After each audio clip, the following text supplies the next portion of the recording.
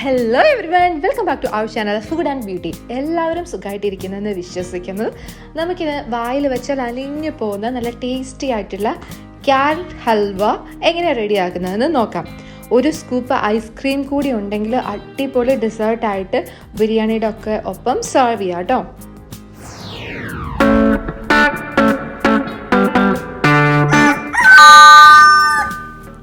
അപ്പോൾ നമുക്ക് റെസിപ്പിയിലേക്ക് വേഗം തന്നെ പോവാം. ഞാനിവിടെ നല്ല ഫ്രഷ് ആയിട്ടുള്ള നല്ല മധുരമുള്ള ക്യാരറ്റ് ഗ്രേറ്റ് ചെയ്ത് വെച്ചിട്ടുണ്ട്. നല്ല ഫൈനായിട്ടാണ് ഗ്രേറ്റ് ചെയ്തെടുത്തിട്ടുള്ളത്. നമുക്ക് എല്ലാവർക്കും ഗ്രേറ്റർ ബോർഡ് ഉണ്ടായിരിക്കുമല്ലോ. ആ ബോർഡിൻ്റെ അകത്ത് ചെറിയ സൈസിലുള്ള ഹോൾസ് ഉള്ള ഭാഗമുണ്ടല്ലോ, അവിടെ വെച്ച് ഗ്രേറ്റ് ചെയ്ത് കഴിഞ്ഞാൽ ഇതുപോലെ നല്ല ഫൈനായിട്ടുള്ള ടെക്സ്ചറിൽ നമ്മുടെ ക്യാരറ്റ് കിട്ടും. അപ്പോൾ ഈ ഒരു ടെക്സ്ചറിൽ കിട്ടിയാലാണ് നല്ല അടിപൊളിയായിട്ട് വായിലിട്ടാൽ അലിഞ്ഞു പോകുന്ന ക്യാരറ്റ് ഹൽവ കിട്ടുന്നത്. കണ്ടോ, ഇതിൻ്റെ താഴത്തെ ഭാഗം കണ്ടോ, ചെറുതായിട്ടുള്ള അവിടെയാണ് ഞാനിത് ഗ്രേറ്റ് ചെയ്തെടുത്തിട്ടുള്ളത്. ക്യാരറ്റ് 2 ടൈപ്സ് ഉണ്ട്. ഒന്ന് റെഡ് കളറുള്ള ക്യാരറ്റും ഒന്ന് നോർമലായിട്ട് നമ്മൾ വാങ്ങുന്ന ക്യാരറ്റും. ഏതായാലും കുഴപ്പമില്ല, കുറച്ചുകൂടി ടേസ്റ്റി റെഡ് കളറുള്ള ക്യാരറ്റാണ്. പുറത്തുള്ള രാജ്യത്തുള്ളവരാണെങ്കിൽ സൂപ്പർ മാർക്കറ്റിൽ പോകുമ്പോൾ ഇന്ത്യൻ ക്യാരറ്റ് എന്ന് പറഞ്ഞിട്ട് റെഡ് കളർ ക്യാരറ്റ് അവൈലബിൾ ആണ്. അതെടുക്കുകയാണെങ്കിൽ കൂടുതൽ ടേസ്റ്റി ആയിരിക്കും കേട്ടോ. അപ്പോൾ എത്ര ക്യാരറ്റ് എടുത്തിട്ടുണ്ടോ അതിനനുസരിച്ച് തന്നെ ഫുൾ ഫാറ്റ് മിൽക്കും എടുക്കണം. അപ്പോൾ ഞാൻ 1 ഗ്ലാസ് ക്യാരറ്റ് ഗ്രേറ്റ് ചെയ്തതിന് 1 ഗ്ലാസ് പാലാണ് എടുത്തിട്ടുള്ളത്. പിന്നെ ഇതിലേക്ക് ചേർക്കാൻ കുറച്ച് റെസിൻസ്, കാഷ്യൂസ് ചെറുതായിട്ടൊന്ന് ക്രഷ് ചെയ്തെടുത്തത്, അതുപോലെ ആൽമണ്ട്സ് ചെറുതായിട്ടൊന്ന് നീളത്തിൽ കട്ട് ചെയ്തെടുത്ത് ഇങ്ങനെ മാറ്റി വെച്ചിട്ടുണ്ട് കേട്ടോ. അപ്പോൾ ഇത്രയൊക്കെ ആയിക്കഴിഞ്ഞാൽ നമുക്ക് റെസിപ്പിയിലേക്ക് പോകാം. വളരെ എളുപ്പമാണ്. ഒരു 10 മിനിറ്റിനുള്ളിൽ നമുക്ക് ക്യാരറ്റ് ഹൽവ റെഡിയാക്കി എടുക്കാനായിട്ട് പറ്റും കേട്ടോ. അപ്പോൾ എങ്ങനെയാണെന്ന് നോക്കാം കേട്ടോ. ഈ പാൽ ഞാൻ ഇത്രയാണ് എടുത്തിട്ടുള്ളത്.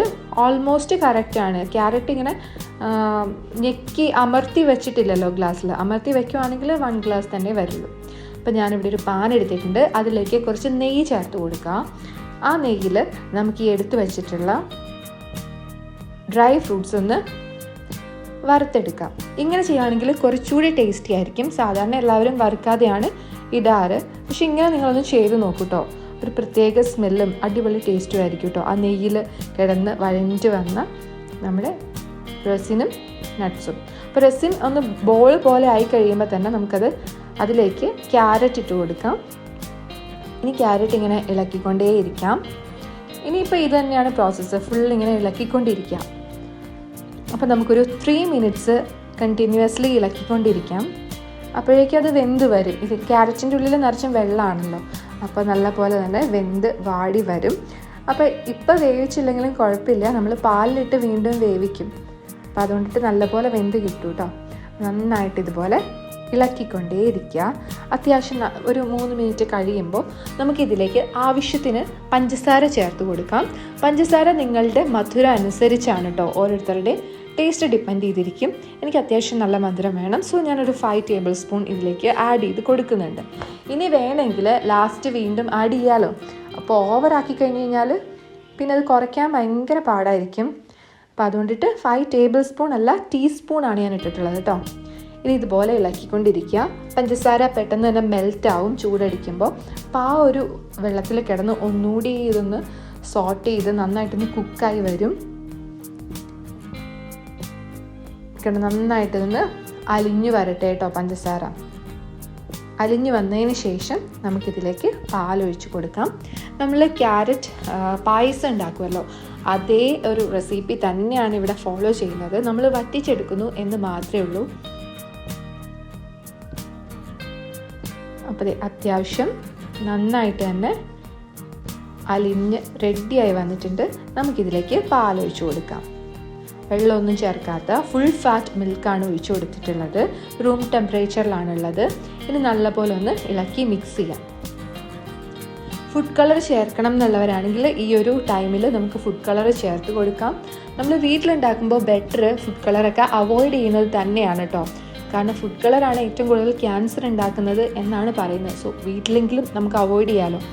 ഇതിലേക്ക് നല്ലൊരു സ്മെല്ല് കിട്ടാൻ വേണ്ടിയിട്ട് 3/4 ടേബിൾ സ്പൂണോളം പൊടിച്ച ഏലക്കയാണ് ഞാൻ ചേർത്ത് കൊടുത്തിട്ടുള്ളത്.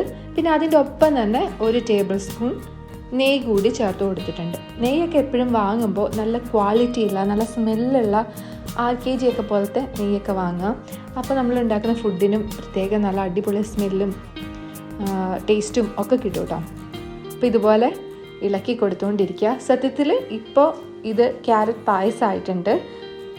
ഇനി നമുക്കിങ്ങനെ ഇളക്കി വറ്റിച്ചുകൊണ്ടിരിക്കണം. ഇപ്പോൾ ഒരു 10 minutes എടുക്കും നമ്മുടെ ക്യാരറ്റ് ഹൽവ റെഡിയായി വരാൻ. അപ്പോൾ ഈ ഒരു കൺസിസ്റ്റൻസി കണ്ടോ, ഇപ്പോൾ ഇത് കറക്റ്റാണ്.